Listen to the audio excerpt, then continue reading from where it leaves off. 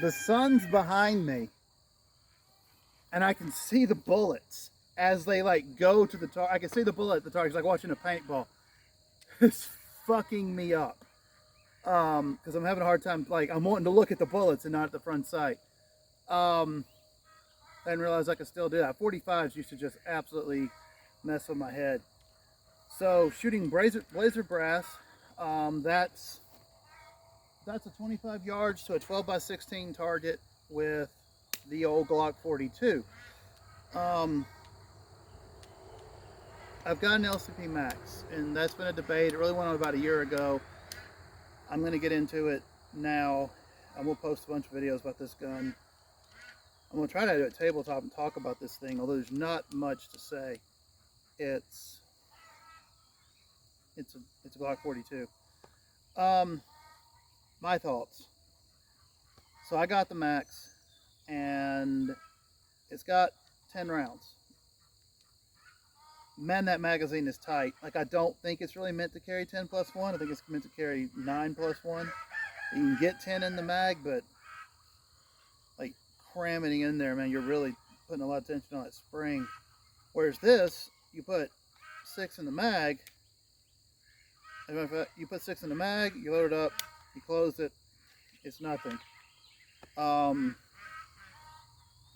That was 7 rounds at 25 yards, slow fire. These guns will absolutely magnify everything you do wrong. But 7 hits at 25 yards on a 12 by 16 with my pocket pistol. For me, this is a 25-yard gun. To me, the LSP Max is a 15-yard gun. I can't do that. I'll come out here and I'll throw box after box after box after box out of ammo trying to get it, and I won't be able to get it. And there's environmentals, like literally the sun just changed. I came out here a few minutes ago and was hitting everything to the left. Also, I was watching a bullets fly down range. It was flipping weird. I haven't seen that in years. I have really good eyes, and I could actually see the bullets in the sunlight going down range. I can do that with subsonic ammo. What are my thoughts on the LSP Max versus the Glock 42 versus the SIG P365? I have a real problem with SIGs. A gun should not fire unless you intentionally pull the trigger to the rear. This trigger's not going to the rear. I could beat this gun until destruction at every angle you can imagine, and it's not going to fire. So the fact that SIG didn't recall the 320, and I know people who are involved in the acquisition of the new Army handgun, and it's shady as fuck, man. I don't have any like proof, or I'd be on CNN with it, but it's shady as fuck, man. I'll never own another SIG. Period.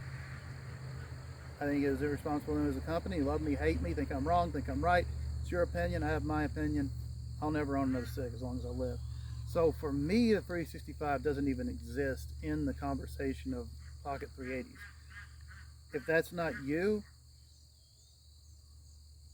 I'm not going to endorse it. I'm not going to sit here and talk about it, and I'm not going to talk shit about it. I'm just going to say that SIGs are not really a thing I look at. So, pocket 380s. This, LCP Max, I forgot what else I've seen. If you look at people who are making videos, you look at like actual gun tubers, not guys like me who do this in their backyard, you will see that consistently people are out shooting themselves with this gun. Now I've got, let me go around back so I can see it. I've got the Glock night sights. These are not plastic. These are metal sights. They're Glock night sights. They're Glock factory sights that I bought and put on. It's like less than $100 when I bought them. 3-dot tritium, all steel. Is it the fanciest sights? No. I had this, and I had a pair of, I had two 43s. One had these, and one had a pair of literally these sights, the same sights. and a pair of Ameriglows. And I went with the Glock sights. The Ameriglows were bigger. They were a lot like the sights on the Glock on the LSP Max. These aren't perfect. I wish they had that ridge right here for doing like one-handed shit, but really, man, it's a pocket gun. What are the odds I'm ever going to be able to pull off? Like, I don't know. I can do it. I know how to do it. I have professional training in it. I don't think you're going to get a chance to do it. I think you'll be dead. I think that you'll be stabbed or shot before you have, like, if your gun doesn't cycle properly and work properly and get that first magazine out properly, then you're probably hosed. The overwhelming majority of the time you're going to be hosed, or they've already run away and you're just throwing bullets at their back, which you shouldn't be doing to begin with. I digress. I can shoot rings around my LSP Max with this gun. I could shoot this gun all day. I could take 500 rounds of 380 and go to the range and shoot this gun all day. It is a pleasure to shoot it. I mean, I live with this gun. I live with it. This gun is with me all the time. I drop it in a pocket. That's it. Like, this gun is with me everywhere I go, all the time.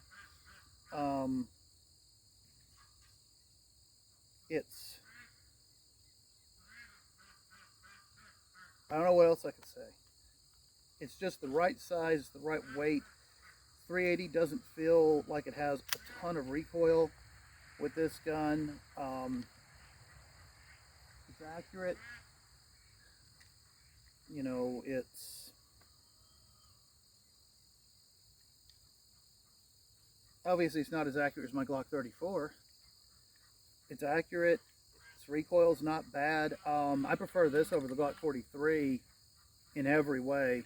The only thing 43 has is power, but I'm going to get 2 shots off in you with this gun, 2 hits off with this gun before I get 2 hits off with the 43. So, and if I practice with this gun a lot, if I practice with the 43 a lot, I start getting recoil issues. If I practice with this gun a lot, I just get better with this gun.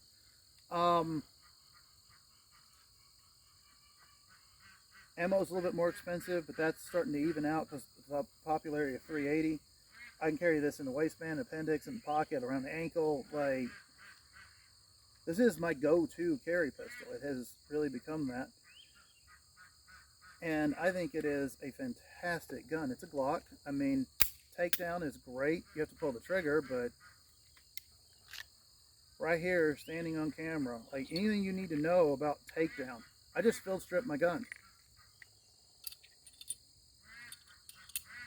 I'm not monetized, so fuck you, YouTube. I mean, I understand what they're trying to do. I just think they're misguided. There, field strip. I really don't know what else to say about it. I can bang still at 25 yards. I can see my sights in the dark. I can fit it in my pocket. I live with this gun. The weight doesn't bother me. Like, I live with this gun. I took a nap with this gun yesterday, just in my pocket, and I fell asleep. Like I carry this gun all the time.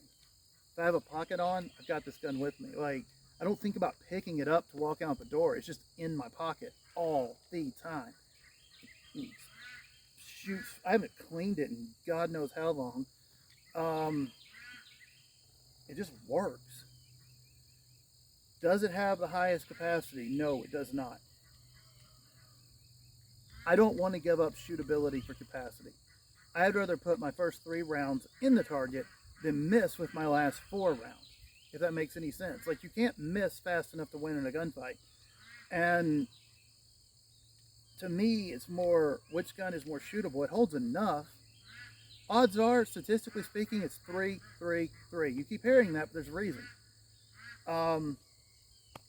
So you get 3 rounds, right? 3 rounds and 3 shots under 3 yards. Still got 4 left after that first 3 rounds. I'm definitely going to be able to get them off in 3 seconds. and at 3 yards, it's all point and shoot anyway. If I had to take a shot across the room, I can. I don't know what else to say about it. For a concealed carry pistol, it is in a class all of its own right now. It got there first. It's been there for a long time. And I don't know. I don't really think the LCP competes with it because they're not quite in the same class. But I think the LCP is a 15-yard gun and this is a 25-yard gun. And that's, I don't know what else to say. It's not like my 1301 where I've got all this stuff. I just hit still at 25 yards on camera. This is a fantastic carry option. And if I was recommending a 380 today, it would still be this gun. It's proven. Booyah.